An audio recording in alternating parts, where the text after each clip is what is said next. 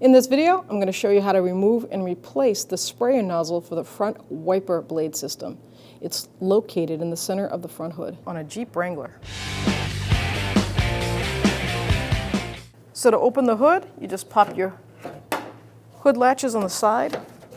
Then you'll have a safety latch right in the center. Grab that, pull it towards you, and lift the hood up.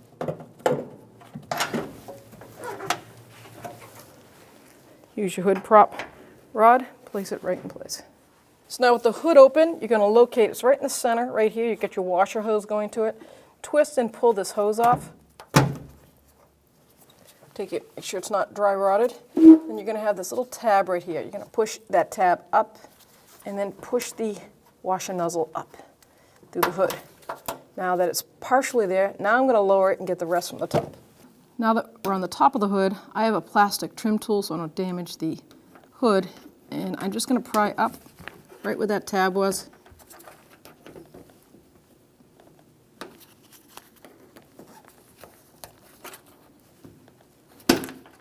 That's the old one.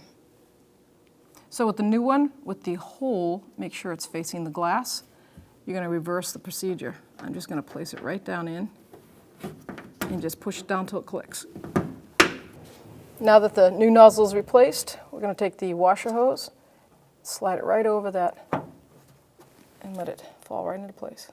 Now to close the hood, you're going to firmly grab the hood, lift up a little bit, take that prop rod out, bring it around. There should be a lock clip right there. Snap it in, lower it down, and then you're going to take your fender mounts, hook it in like that, and pivot it up.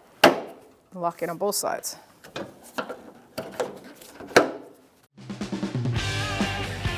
When only the best will do, demand TRQ. The only company that lets you view before you do. TRQ is committed to offering the highest quality aftermarket auto parts that are engineered for peace of mind. Thanks for using and viewing with TRQ.